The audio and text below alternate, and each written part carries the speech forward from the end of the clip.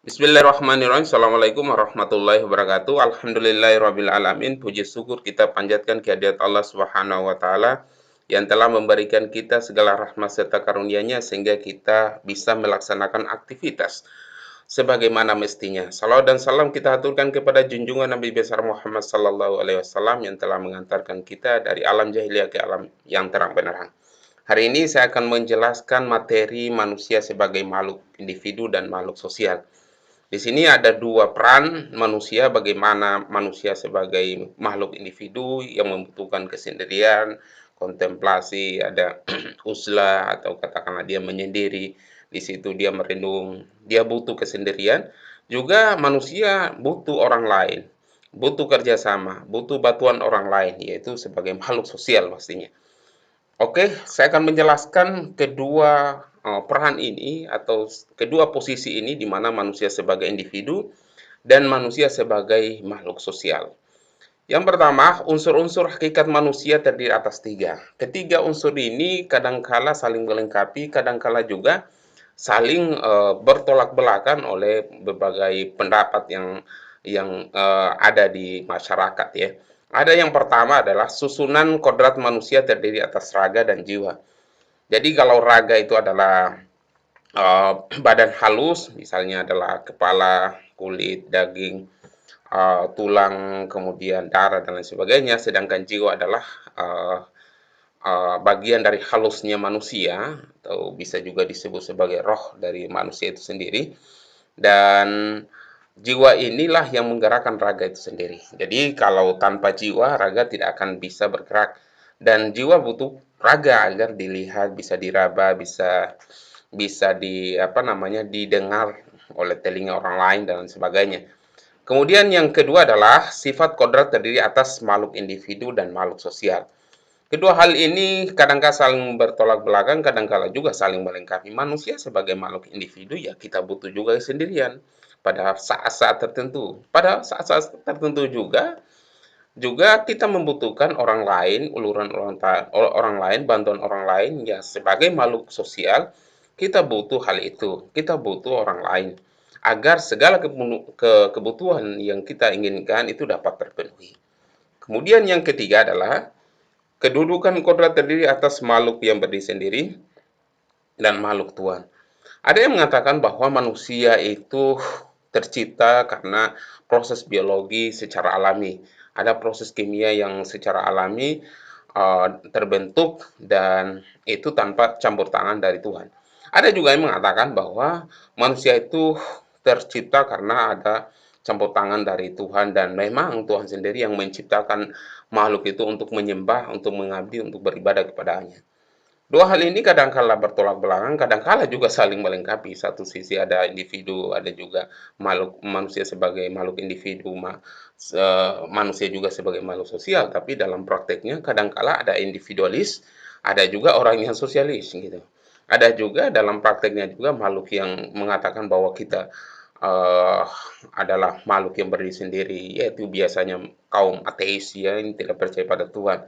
Sedangkan yang percaya pada Tuhan, mereka mengatakan bahwa manusia itu tercipta karena kehendak dari Tuhan itu sendiri.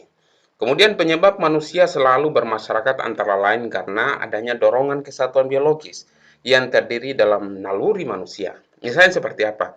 Hasrat untuk memenuhi kebutuhan makan dan minumnya. Setiap hari manusia harus makan, harus minum. Kalau tidak makan dan tidak minum, maka yang terjadi apa? Ya bisa mati gitu. Dalam satu hari manusia harus makan dalam satu hari atau minum misalnya.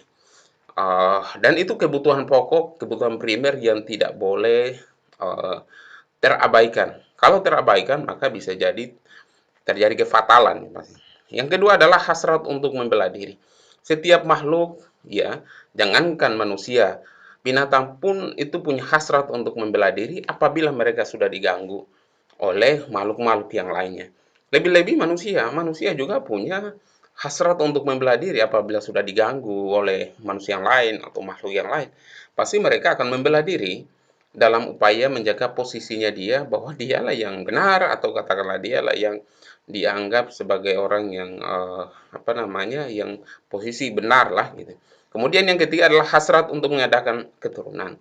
Jadi setiap makhluk itu punya keinginan mempunyai keturunan atau mempunyai apa namanya anak cucu gitu. Ya, dan itu adalah dorongan manusia. Dan ketiga hal ini merupakan kebutuhan pokok manusia yang dimana setiap orang harus makan dan minum, kemudian mengadakan keturunan, kemudian membela diri. Ya, kadangkala juga ya kebutuhan-kebutuhan ya seperti Maslow yang mengatakan bahwa ada kebutuhan primer, ada kebutuhan apa namanya aktualisasi diri, ya, ada kebutuhan untuk dihargai dan lain sebagainya. Ya. Kemudian yang selanjutnya adalah pertumbuhan dan perkembangan individu dipengaruhi oleh beberapa faktor. Yang pertama adalah pandangan nativistik, ya, yang mengatakan bahwa pertumbuhan ditentukan oleh dasar faktor diri sendiri. Jadi nativistik itu mengabaikan atau menolak faktor-faktor yang ada di luar. Selalu menyatakan bahwa segala sesuatunya kembali pada faktor diri sendiri itu. Bahwa segala pertumbuhan ditentukan oleh diri sendiri. Bahwa kadang-kadang mengatakan bahwa ya orang lain tidak menentukan nasib saya lah yang menentukan diri saya sendiri. Bahkan Tuhan juga mengatakan bahwa dia mengatakan bahwa Tuhan juga tidak menentukan nasibnya, dialah yang menentukan nasib dirinya sendiri. Ada juga yang mengatakan dalam pandangan empiristik menyatakan bahwa pertumbuhan manusia itu karena fakta-fakta lingkungan. Ya, ada proses secara biologis, secara alami ya. Dan dalam tahun sekian dia akan menjadi bayi anak-anak, kemudian tahun sekian akan menjadi remaja, tahun sekian akan menjadi dewasa, tahun sekian akan menjadi uh, tua, lebih tua lagi dan lain sebagainya. Dan itu dikatakan bahwa sebagai pandangan empiristik. Kemudian ada pandangan ketiga, pandangan konvergensi yang dimana menyatukan antara pandangan individu itu sendiri dan nativistik dan empirik, di mana katakan bahwa manusia itu tumbuh dan berkembang atas dasar individu dan lingkungan itu sendiri. Kemudian selanjutnya, sejak manusia lahir telah mempunyai dua keinginan pokok. Apa itu? Keinginan untuk menjadi satu dengan manusia di lingkungan sekitarnya pastinya. Setiap manusia punya keinginan untuk bergaul. Setiap manusia ya pada saat lahir itu ya butuh manusia yang lain gitu. Minimal tidak orang tuanya, ibunya atau ayahnya misalnya. Ya, atau orang-orang yang ada di sekitar pada saat dia lahir. Begitu juga pada saat dia anak-anak, ya, dia butuh katakanlah bantuan untuk digendong, untuk ajak berjalan dan sebagainya. Lebih-lebih ya pada saat dia remaja, bahkan pada saat dia dewasa, ya dia butuh manusia yang lain, orang-orang lain yang ada di sekitarnya. Kemudian yang kedua adalah keinginan untuk menjadi satu kesatuan di suasana alam sekitarnya. Bahwa manusia punya butuh alam, suasana alam. Karena kalau manusia tidak berada pada alam yang diinginkan, maka dia akan frustasi, akan apa namanya gila, bahkan bisa bunuh diri. Oleh karena itu manusia butuh alam untuk memenuhi kebutuhannya. Mereka katakanlah butuh sayur mayur, mereka butuh air, maka mereka butuh alam gitu. Mereka kalau makan mau daging ayam, mereka harus potong ayam gitu. Atau katakan mereka mau ingin makan ikan, mereka harus di laut gitu. Dan itu adalah satu keinginan manusia yang tidak bisa terbantahkan nih. Kemudian peran manusia sebagai makhluk individu dan makhluk sosial di sini adalah peran manusia sebagai makhluk individu apa itu? Berdasarkan sifat kodrat manusia sebagai individu yang dapat diketahui bahwa manusia memiliki harkat dan martabat yang mempunyai hak-hak dasar. Di mana setiap manusia memiliki potensi diri yang khas. Jadi setiap manusia itu punya potensi yang membedakan dengan manusia yang lain. Oleh karena itu Tuhan telah menciptakan makhluknya dengan kekhasannya, dengan keunikannya, dengan keunggulannya masing-masing. Dan setiap manusia memiliki kepentingan untuk memenuhi kebutuhan dirinya sendiri. Jadi ada kekhasan, keunikan manusia yang membedakan antara manusia yang satu dengan manusia yang lain. Kemudian di situ ada upaya untuk memenuhi kebutuhan dirinya sendiri maupun keluarganya. Sebagai makhluk individu, manusia berperan untuk mewujudkan hal-hal sebagai berikut. Yang pertama, menjaga dan mempertahankan harkat dan martabat. Siapa sih yang mau yang tega menginjak-injak harkat dan martabatnya? Setiap manusia pasti mempertahankan harkat dan martabatnya. Misalnya dia dicaci maki, Ya katakanlah dia kata misalnya dia adalah seorang yang mengaku suci kemudian dia memaki orang lain, ya apakah meskipun dia adalah orang suci, apakah dia pantas memaki orang lain? Ya, tentu tidak pantas gitu. Karena orang yang dimaki itu pasti akan membela diri atau mempertahankan harga dan martabatnya. Setiap manusia punya harga dan martabatnya. Meskipun itu dia sudah berlaku dosa ya, berbuat dosa, tapi menjaga harga dan martabat manusia itu sangat penting sekali. Sehingga apabila kita menjaga orang lain, maka orang lain akan menjaga kita gitu. Apabila kita menginjak-injak orang lain, mencaci maki, memfitnah dia atau katakanlah menjadikan dia sengsara, maka bisa jadi itu akan berbalik juga pada kita gitu. Oleh karena itu, patutlah kita menjaga dan mempertahankan harkat dan martabat dari orang lain agar kita juga terjaga harkat dan martabat kita. Kemudian yang kedua adalah mengupayakan terpenuhinya hak-hak dasar manusia. Hak dasar itu adalah makan, minum, kemudian mereka ingin rumah, ingin ya katakanlah tempat perlindungan dari terik matahari, dari panas, kemudian dari hujan dan lain sebagainya. Kebutuhan dasar inilah yang harus dilakukan sebagai makhluk individu.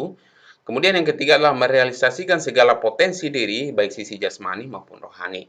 Setiap manusia punya potensi yang mau ingin dikembangkan. Katakanlah dia punya bakat menjadi seniman, maka silakan mengembangkan diri menjadi seorang seniman. Katakanlah dia bakatnya menjadi seorang hafiz, ya silakan kembangkan diri Anda sebagai seorang pencinta Al-Quran. Atau katakanlah Anda sebagai seorang tukang masak misalnya, koki gitu ya. Nah, maka bisa kembangkan diri Anda sebagai seorang koki yang baik pastinya. Dan inilah kebutuhan manusia sebagai makhluk individu bahwa setiap orang punya potensi atau kemampuan masing-masing yang ingin dikembangkan baik itu jasmani maupun rohaninya. Kemudian yang keempat memenuhi kebutuhan dan kepentingan dirinya demi kesejahteraan hidup. Ini sangat penting sekali ya. Seperti yang saya katakan, hak-hak dasar itu adalah bagian dari kebutuhannya. Misalnya hak untuk minum itu adalah kebutuhannya, hak untuk makan kebutuhannya, hak untuk berlindung dari terik matahari, dari hujan dan sebagainya itu adalah kebutuhannya untuk kesejahteraan manusia itu sendiri pastinya. Kemudian yang kedua adalah peranan manusia sebagai makhluk sosial. Manusia sebagai makhluk sosial artinya manusia akan senantiasa dan selalu berhubungan dengan orang lain. Sebagai makhluk sosial, manusia terhadap norma-norma sosial yang tumbuh sebagai patokan dalam bertingkah laku. Norma-norma yang dimaksud adalah yang pertama, bahwa manusia dalam kehidupan sosial ini ada norma agama atau religi. Norma yang dimana manusia diatur dari sumber aturan dari Tuhan itu sendiri. Artinya Tuhan datang, Tuhan mengutus makhluknya, katakanlah malaikat atau apalah, kemudian diajarkan kepada manusia bahwa ini adalah kalam Tuhan, kalian harus mengikuti sesuai dengan kehendak Tuhan dan siapa-siapa yang mengikuti maka dia akan selamat. Itulah yang disebut dengan norma agama atau religi. Kemudian yang kedua adalah norma kesusilaan atau moral, yaitu yang bersumber dari hati nurani manusia. Jadi setiap manusia itu punya hati dan di situ ada tersimpan moral yang baik gitu. Ya katakan misalnya begini, kita melihat ada uang kertas, misalnya kita melihat uang kertas atau uang logam atau uang 100.000 di jalanan, kemudian kita dengan sendirinya kita tidak ada orang lain, dalam hati kita akan mengatakan begini, apakah saya harus mengambil uang ini atau tidak gitu. Ya pada saat itu kita akan berpikir sejenak, mengambil atau tidak. Ini ya kalau katakanlah uang 1.000 ya kadang-kala dicuekan, tapi kalau misalnya uang 100 atau 500 atau 1 juta atau lebih dari itu, pasti goyang juga imannya kita. Oleh karena itu, manusia sebagai makhluk yang bermoral juga harus bisa menjaga kebaikan dan menjauhi keburukan itu. Artinya, seperti yang saya katakan tadi bahwa kalau kita mendapatkan uang, uang itu bukan haknya kita, maka itu adalah hak orang lain, bisa cari orang lain. Kalau kita mendapatkan alamatnya, identitasnya, tapi kalau tidak mendapatkan identitasnya, bisa dibawa ke masjid atau ke aparat setempat atau ke pemerintah setempat untuk diberikan atau sumbangkan misalnya. Kemudian yang ke C adalah norma kesopanan atau adat. Kesopanan itu eee, terbentuk karena ada kesepakatan bersama di mana masyarakat dalam suatu tempat meyakini atau mempercayai adanya kebiasaan-kebiasaan yang dianggap baik dan itu harus dilakukan. Apabila tidak dilakukan, maka dianggap sebagai sesuatu yang berbuat dosa atau melanggar kesepakatan dari masyarakat atau bisa jadi dikutuk misalnya. Norma kesopanan atau adat yaitu yang bersumber dari masyarakat atau dari lingkungan masyarakat yang bersangkutan. Kemudian yang D adalah norma hukum. Norma hukum itu adalah norma yang berlaku dalam sebuah negara dan itu bisa sifatnya memaksa. Norma yang dibuat oleh masyarakat secara resmi yang pelaksananya dapat dipaksakan kepada orang lain. Karena kalau tidak dipaksakan ya maka akan terjadi pelanggaran hukum. Kemudian selanjutnya berdasarkan hal tersebut di atas, maka manusia sebagai makhluk sosial memiliki implikasi-implikasi sebagai berikut. Yang pertama, kesadaran akan ketidakberdayaan bila manusia seorang diri. Manusia seorang diri tidak akan berdaya. Ya awalnya kita berpikir bahwa untuk kita makan makanan ayam kita harus ambil ayam, kita potong, kemudian kita rebus atau kita bakar, kemudian kita makan. Tapi dalam posisi perkembangan zaman ya, seiring dengan perkembangan zaman, maka manusia selalu kompleks kebutuhannya. Oleh karena itu dibutuhkanlah orang lain agar kebutuhannya itu bisa tercapai. Kemudian yang kedua adalah kesadaran untuk senantiasa dan harus berinteraksi dengan orang lain. Seperti yang saya katakan, bahwa manusia seorang diri tidak akan berdaya. Oleh karena itu, dia harus berinteraksi dengan orang lain, bekerja sama dengan orang lain, dia harus berkomunikasi dengan orang lain, bagaimana menjalin kerjasama, bagaimana meminta tolong kepada orang lain, apa yang orang lain dia minta tolong, kita juga harus berterima kasih, entah itu lewat ucapan ataupun memberikan sesuatu kepada orang yang telah menolong kita. Kemudian yang ketiga adalah penghargaan akan hak-hak orang lain. Setelah kita bergaul dalam kehidupan sosial, maka ya ada hak-hak di mana kita punya hak dan orang lain juga punya hak. Bahwa hak kita dibatasi oleh hak orang lain. Misalnya kita berkendaraan di jalan raya, kita ambil kendaraan kita isi bensin dengan uangnya kita, kemudian kita jalan dan kita apa namanya? Balap mengambil jalur orang lain ya atau katakanlah itu sampai menyenggol orang lain maka kita akan melanggar hak orang lain ya mungkin kita akan katakan boleh jadi ya itu adalah motor saya kalau saya mati ya saya sendiri tapi orang lain juga bisa menyebabkan kematian hanya karena tindakan atau ulah dari orang yang melanggar di rambu-rambu lalu lintas itu. Oleh karena itu setiap orang punya hak dan hak itulah yang perlu dibatasi karena setiap sebagian dari hak kita adalah hak orang lain. Misalnya sambil contoh, kita punya gaji 1 juta, tetapi uang 1 juta itu kalau dalam agama bahwa sebagian dari uang itu adalah uang orang lain, maka disumbangkanlah, disedekahkanlah kepada orang yang membutuhkan agar punya nilai barokah. Kemudian yang keempat adalah ketaatan terhadap norma-norma yang berlaku. Setiap manusia harus taat ya, dalam kehidupan sosial itu ada norma-norma yang berlaku. Misalnya norma adat, norma kesusilaan, norma hukum, norma agama yang berlaku, yang dipercayai, yang diyakini oleh masyarakat setempat dan itu tidak boleh dilanggar. Apabila dilanggar maka mereka akan diberikan hukuman. Kemudian selanjutnya dinamika interaksi sosial. Interaksi sosial merupakan faktor utama dalam kehidupan sosial. Interaksi merupakan hubungan timbal balik yang dinamis antar individu. Ciri-ciri sebuah interaksi sosial ada sebagai berikut ya. Yang pertama adalah pelakunya lebih dari satu. Ya kalau interaksi sosial kan tidak mungkin pelakunya atau orangnya itu hanya satu berbicara pada diri sendiri. Itu bukan namanya makhluk sosial, tapi makhluk individu. Tapi kalau makhluk sosial harus butuh lebih dari satu. Ya minimal dua atau katakan lebih dari itu ya. Kemudian yang kedua adalah adanya komunikasi antar pelaku melalui kontak sosial. Ya ada komunikasi bagaimana besok kita mau membangun rencana bangun masjid misalnya atau bangun tempat ibadah atau bangun jalan raya. Mari kita berbondong-bondong kita saling mengajak kepada warga-warga yang lain supaya saling membantu supaya cepat proses pengerjaannya. Kemudian yang ketiga adalah mempunyai maksud dan tujuan terlepas dari sama atau tidaknya tujuan tersebut. Tetapi dalam makhluk sosial, interaksi sosial ada tujuannya. Ya kita bermasyarakat kan ada tujuan. Yang pertama supaya saling-saling membantu, yang kedua kita punya ketenangan. Karena kalau kita tinggal dalam hutan kita kadang-kala kita tidak tenang. karena ada banyak binatang buas. Oleh karena itu kita butuh orang lain agar kita tenang juga gitu. Kemudian yang keempat ada adanya dimensi waktu yang akan menentukan sikap aksi yang sedang berlangsung. Artinya ada dimensi waktu ya, misalnya kita melakukan kerjasama kapan nih gitu. Hari Minggu tanggal sekian-sekian, di mana tempatnya di sini. Ya, dan itu selalu dalam proses interaksi sosial selalu membutuhkan dimensi waktu yang disepakati atau yang dibutuhkan.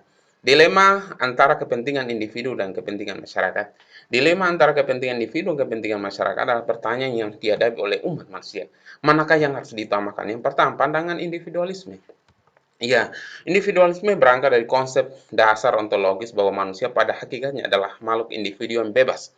Pandangan individualisme berpendapat bahwa kepentingan individu lah yang harus diutamakan. Kepentingan individu, kepentingan perorangan, kepentingan pribadi, ego, itu harus diutamakan daripada kepentingan orang lain, kepentingan masyarakat banyak. Beberapa prinsip yang dikembangkan ideologi liberalisme yang berasal dari kata liber adalah sebagai pengertian satu, penjaminan hak milik perorangan, yaitu hak pribadi tidak berlaku hak milik fungsi sosial. Artinya bahwa penjaminan milik perorangan atau hak milik pribadi itu setiap negara, setiap daerah itu harus memberikan jaminan kepada seseorang gitu. Ya, kalau tidak diberikan jaminan maka itu akan melanggar HAM itu sendiri. Kemudian ketiga adalah mementingkan diri sendiri. Ya, yang penting saya kaya, orang lain mau makan, mau sengsara, ya saya bisa kaya gitu. Ya kalau dia miskin kan hanya karena perbuatannya. Saya kaya karena perbuatan saya gitu. Nah, dan ini adalah kepentingan diri sendiri, tidak memandang orang lain ya, dan membiarkan orang lain melakukan aktivitas. Oleh karena itu, di negara kita tidak boleh berlaku yang seperti ini. Kemudian ketiga adalah pemberian kebebasan pada individu. Kebebasan itu boleh. Kebebasan kepada individu, bebas mencari nafkah, bebas mencari pekerjaan, bebas menggeluti suatu pekerjaan atau suatu hobi, bebas. Selagi kebebasan itu tidak menimbulkan keresahan bagi masyarakat lain. Selagi kebebasan itu tidak menimbulkan pertentangan dengan kelompok yang lain. Tapi kalau sudah menimbulkan pertentangan dengan kelompok yang lain, maka akan terjadi konflik. Misalnya, ya dia seseorang si A misalnya, si perempuan itu naik di atas panggung kemudian dia bergoyang secara dengan erotisnya, ya dia katakan bahwa ini adalah kebebasan saya gitu. Tapi orang yang beragama merasa tidak tenang gitu. Ya, meskipun dia tidak mengganggu nih secara langsung ya. Tapi itu sebenarnya sudah tidak tentram batinnya orang yang beragama.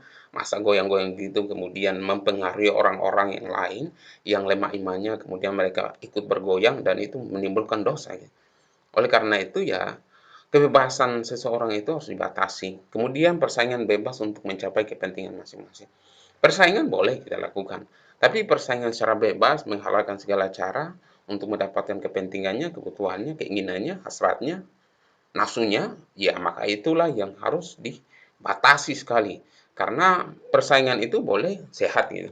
Kemudian selanjutnya adalah pandangan sosialisme. Pandangan ini menyatakan bahwa kepentingan masyarakatlah yang diutamakan karena masyarakat merupakan entitas yang besar dan berdiri sendiri di mana individu itu berada. Sosialisme merupakan paham yang mementingkan masyarakat secara keseluruhan dan merupakan paham yang mengharapkan terbentuknya masyarakat yang adil, selaras, bebas, dan sejahtera, bebas dari penguasaan individu atas milik dan alat-alat produksi itu sendiri. Jadi dalam pandangan sosialisme bahwa yang perlu diperhatikan adalah kepentingan masyarakat. Kepentingan individu itu adalah kepentingan pribadinya. Tapi yang paling penting dalam sebuah negara dan sebuah daerah adalah bagaimana terbentuknya masyarakat yang adil, terbentuknya masyarakat yang bebas, yang selaras, yang sejahtera, yang rapi, yang indah, yang teratur ya. Tentu di situ sejahtera dalam artian sejahtera secara kolektif, bukan sejahtera secara individu. Kalau sejahtera secara individu, maka akan terlahir yang kaya semakin kaya, miskin semakin miskin. Tapi kalau dalam pandangan sosialisme, yang kaya dan miskin itu harusnya sama-sama gitu. Itu dalam teorinya. Itu saja yang bisa saya sampaikan. Semoga dapat memberikan informasi dan pengetahuan kepada kita semua. Saya tutup dengan ucapan billahi taufiq wal hidayah. Assalamualaikum warahmatullahi wabarakatuh.